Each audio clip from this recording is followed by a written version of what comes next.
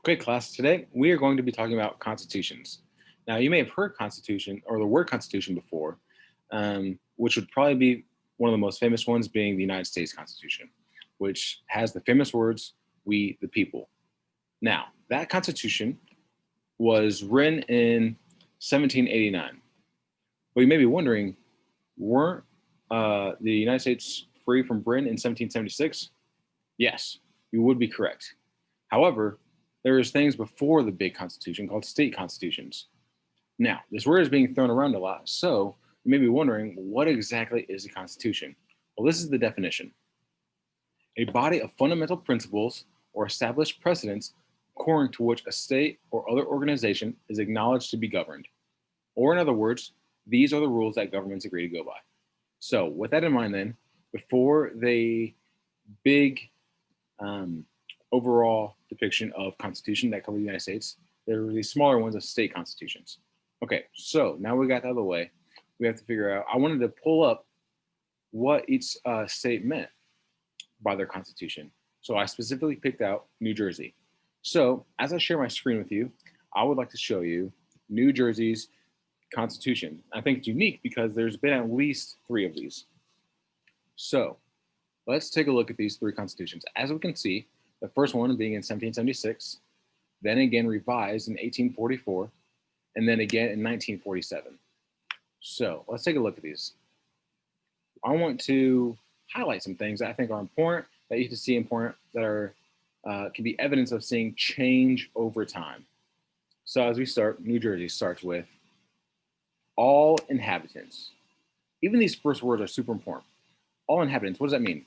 That means men, women, blacks, whites, Irishmen, whatever it be, all people that live in the colony, of this colony, of full age, whether that being 18, 21, whatever they considered full age, and who are worth 50 pounds of money, and have resided in the county for 12 months, are entitled to vote.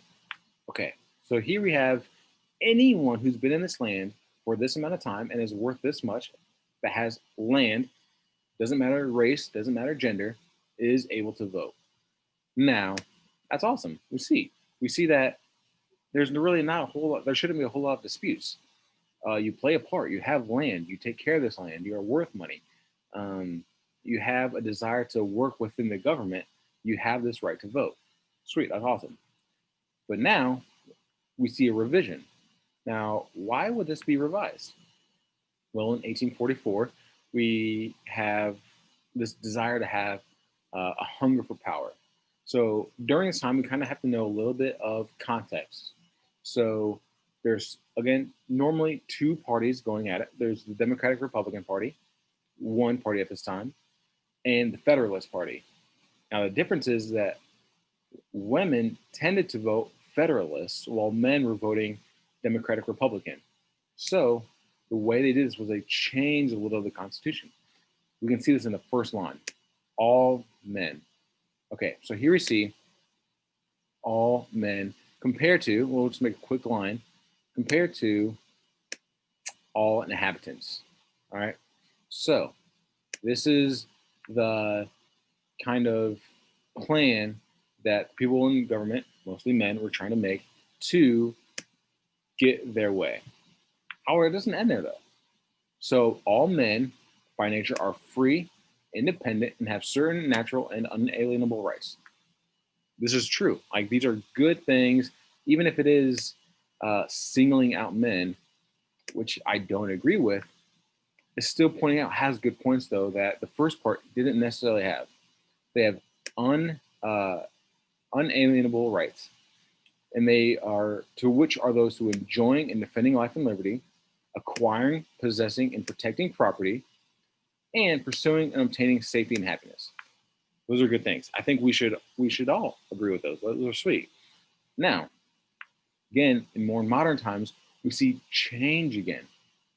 But this time, instead of simply having a change from here, we have a connection between uh, both of these. We see parts taken from here and parts taken from here. So let's highlight this. Right here we see all persons.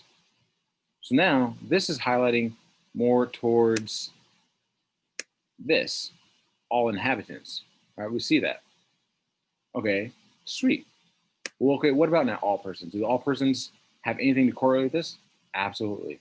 We see by nature free and independent and have certain natural and unalienable rights, which is life, liberty, acquiring, possessing, protecting, and pursuing, obtaining safety and happiness. Again, so this time it's taken points from this one. So, as we can see, even the most fundamental things that we think can change throughout time. And now I want you guys to focus on maybe your own state constitutions. How many constitution revisions has there been for your state? Whether it's Indiana, whether it's Ohio, whether it's Michigan, what have you, wherever you're watching this, go back and see, have there been revisions? And if so, what things might have caused these revisions to happen? Thank you.